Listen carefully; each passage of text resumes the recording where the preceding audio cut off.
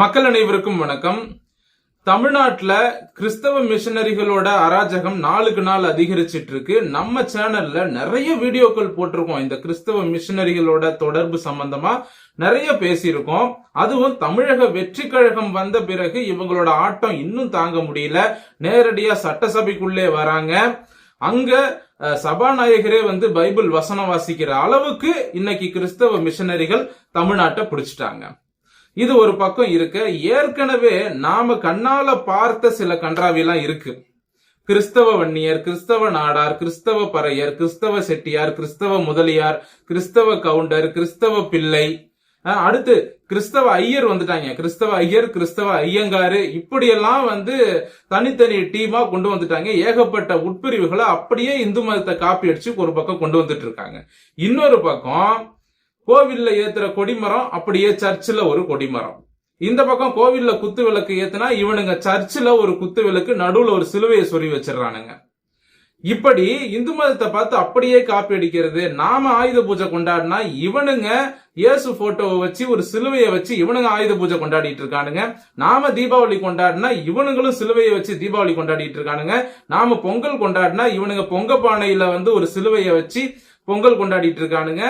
இப்படியே போனா இவனுங்க என்ன பண்ணிடுவாங்க அப்படின்னா, மொத்தமா எப்படி சொல்றதுன்னா டோட்டல் இந்து மதத்தையுமே அப்படியே கிறிஸ்தவத்துக்கு மாத்துற அளவுக்கு பெரிய சம்பவங்கள்லாம் இப்ப செஞ்சிட்டு இருக்கானுங்க. இப்ப சமீபத்துல பாத்தீங்கன்னா தாம்பரம் ரயில்வே ஸ்டேஷன்ல ஒரு அம்மா ஒரு பேனர் புடிச்சிட்டு நிக்குது. அந்த பேனர்ல என்ன இருக்கு அப்படின்னா, சைவ சமயத்தின் உண்மையான கடவுள் கிறிஸ்தவ, அதாவது இயேசுவாம். சைவ சமயத்தோட உண்மையான கடவுள் இயேசு அப்படின்னு சொல்லி சைவ கிறிஸ்தவம் அப்படின்னு ஒன்ன புதுசா உள்ள இறக்கிருக்கானுங்க. இந்த புது சரக்கு இவனுங்க எப்படி யோசிச்சானுங்கன்னு தெரியல. சோ இதுக்குன்னே ரூம் போட்டு சில பேர் யோசிப்பானுங்கன்னு நினைக்கிறேன். இப்ப சைவ கடவுள் அப்படின்னா நம்ம எல்லாருக்கும் நினைவுக்கு வர்றது சிவன் தான். சைவ கடவுள் சிவன், வைணவ கடவுள் பெருமாள். இதுதான் இந்து மதத்துல இருக்கக்கூடிய கோட்பாடு. இந்து மதத்துல ரெண்டே கோட்பாடு தான், ஒன்னு சைவம், இன்னொன்னு வைணவம். இப்ப இதுக்கு முன்னாடி வரைக்கும் இவங்க ஜாதிகள் அடிப்படையில ஐயர் ஐயங்கார் வரைக்கும் வந்துட்டானுங்க. இதுக்கப்புறம் அதை தாண்டி அப்படி கொஞ்சம் மேல ஏறி வந்துட்டானுங்க. சைவம் வைணவம் அப்படின்னு ஒரு உட்பிரிவையே இங்க உள்ள கொண்டு வரானுங்க.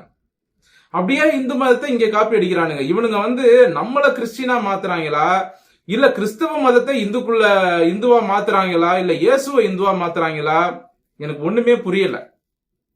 இப்போ கடந்த சில நாட்களாக தமிழக வெற்றி கழகம் ஆட்சிக்கு வந்த பிறகு பார்த்தீங்கன்னா பல இடங்கள்ல சட்டவிரோதமான சர்ச்சுகள் கட்டப்படுது. அதே போல சட்டவிரோதமாக சில இடங்கள்ல மசூதிகள் கட்டப்படுது. அதற்கு எதிராக இந்து முன்னணியினர் வழக்கெல்லாம் தொடர்ந்து பல போராட்டங்கள் எல்லாம் தொடர்ச்சியா செஞ்சுக்கிட்டு இருக்காங்க. தாவேக ஆட்சிக்கு வந்ததுல இருந்து தினந்தோறும் இந்து முன்னணி, இந்துத்துவ அமைப்புகள் இந்த மிஷனரி கும்பல்களுக்கு எதிராக பல போராட்டங்களை செஞ்சிருக்காங்க. கன்னியாகுமரியில ஒரு பிரச்சனை, கோயம்புத்தூர்ல ஒரு பிரச்சனை, திருச்சியில பிரச்சனை, இந்த மாதிரி எல்லா ஊர்களிலும் எல்லா மாவட்டங்களிலும் இந்த கிறிஸ்தவ மிஷனரிகளோட தொல்லை தாங்க முடியல. இதுல இன்னொரு வேடிக்கை என்னன்னா, இப்போ இந்த எலெக்ஷன்ல கிறிஸ்தவர்களின் வாக்குகள் அதிகமா தாவேகாவுக்கு போச்சு, இந்துக்களின் வாக்குகள் அதிகமா தாவேகாவுக்கு போச்சு. ஆனா இந்த இஸ்லாமிய கட்சிகள் இருக்கு பாத்தீங்களா, இந்த இஸ்லாமிய கட்சிகளினுடைய வாக்குகள் விஜய்க்கு போகவே இல்லை. ஆனா விஜய் வெற்றி பெற்ற பிறகு இவங்க அப்படியே விஜய் கூட ஒட்டிக்கிட்டாங்க. இப்ப இவ்வளவு நாளா திமுக இப்ப விஜய் பக்கம் ஒட்டிக்கிட்டாங்க. ஏன் அப்படின்னா அதிகாரம் எங்க இருக்கோ அங்க ஒட்டிக்கிறது. முதலமைச்சர் விஜய் அவர்களுக்கு ஒரு விஷயம் தெளிவா சொல்லிக்கிறேன். முஸ்லிம்களுக்கு நீங்கள் இடஒதுக்கீடு கொடுப்பதற்கு சில ஆலோசனைகளை செய்யறீங்க அப்படிங்கிற தகவலும் எங்களுக்கு கிடைச்சிருக்கு. முஸ்லிம்களுக்கு ஆதரவாக நிறைய வேலைகளை நீங்க வெளியில தெரியாம இலைமறைக்காயா செஞ்சுட்டு இருக்கீங்கிறது எங்களுக்கு தெரியுது. இப்ப சமீபத்துல இந்து கடவுள்களை இழிவுபடுத்திய இஸ்லாமிய மதத்தை சேர்ந்த ஒருவரை இந்துத்துவ அமைப்புகள் போலீஸ்ல புடிச்சு கொடுத்து கம்ப்ளைண்ட் பண்ணி அவனை அரெஸ்ட் பண்ணி அன்னைக்கு சாயந்தரமே அவன் ஜாமீன்ல வெளியே வரான். அப்போ விஜய் அவர்களுக்கு வாக்களிக்காத முஸ்லிம்களுக்காக விஜய் அவர்களும் தாவேகா கட்சியும் செயல்படுகிறதா? அப்ப இங்க விஜய் அவர்களுக்கும் தாவேகா கட்சிக்கும் யார் அதிகமா வாக்களிச்சது? இந்துக்கள் தானே. இந்துக்கள் அதிகமா வாக்களிச்சாங்க. சரி, இப்ப நீங்க கிறிஸ்தவத்துக்கு ஆதரவு கொடுக்குறீங்க, ஏன்னா கிறிஸ்தவர்கள் உங்களுக்கு அதிகமா ஓட்டு போட்டாங்க அப்படிங்கறத கூட எடுத்துக்கலாம்.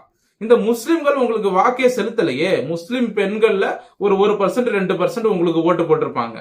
ஆனா 98% முஸ்லிம்கள் திமுகவுக்கு தானே ஓட்டு போட்டாங்க. சோ தாவேகாவுக்கு வாக்களிக்காத முஸ்லிம்களுக்காக தாவேகா நிறைய சலுகைகளை செய்து கொண்டிருக்கிறது. ஆனா தாவேகாவுக்கு பெரும்பான்மையாக வாக்களித்த இந்துக்கள் இன்னமும் இளிச்சவாயனா இருக்கான். தமிழ்நாட்டுல எந்த அரசியல் கட்சி வந்தாலும் இந்துக்களை இங்க யாரும் கண்டுகிறதே கிடையாது. இந்துக்கள் தான் வாக்களித்து எல்லா கட்சியையும் ஜெயிக்க வைக்கிறான். அது திமுகவா இருக்கட்டும், அதிமுகவா இருக்கட்டும், தமிழக வெற்றி கழகமா இருக்கட்டும், காங்கிரஸா இருக்கட்டும், எந்த கட்சியா இருந்தாலும் இங்க இந்துக்கள் வாக்களிச்சாதான் இந்தியாவில் நீங்க ஜெயிக்க முடியும். தமிழ்நாட்டுல 90% இந்துக்கள் இருக்கக்கூடிய மாநிலம். 90-95% இருக்கான்.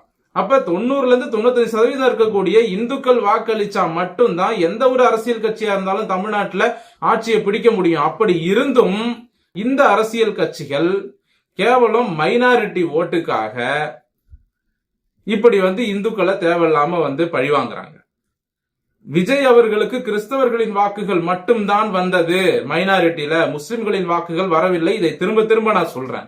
முதலமைச்சர் விஜய் அவர்களே விடுதலை சிறுத்தை கட்சியை கூட சேர்த்துக்கிட்டதால உங்களுக்கு இந்த ஓபிசி கம்யூனிட்டியுடைய ஓட்டு பர்சன்டேஜ் வைஸ் குறையும். சரிங்களா?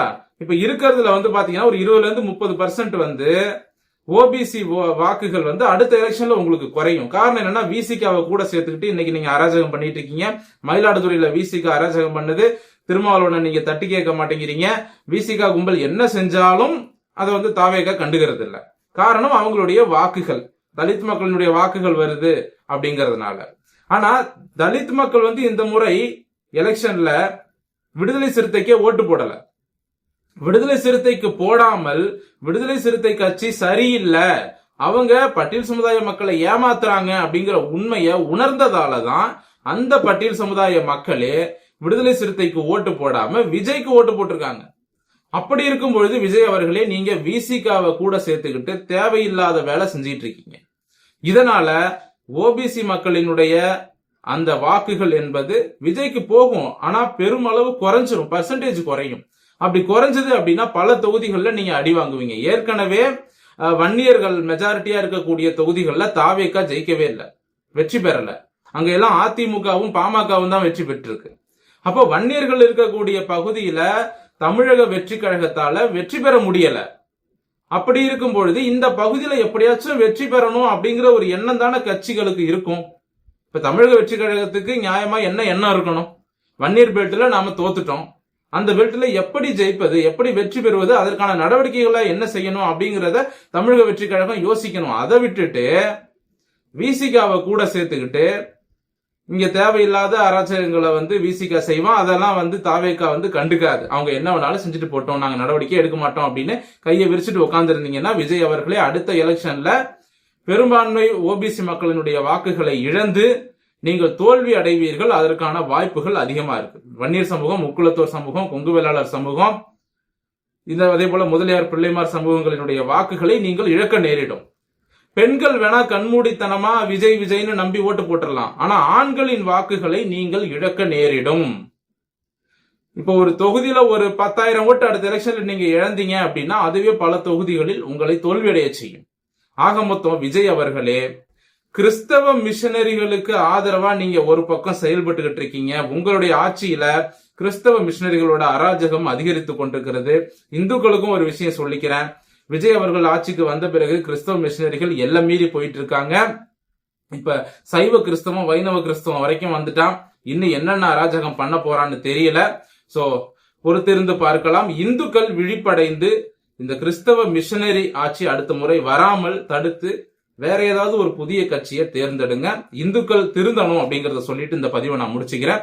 மீண்டும் அடுத்த நல்ல பதிவோடு உங்களை சந்திக்கிறேன். நன்றி, வணக்கம்.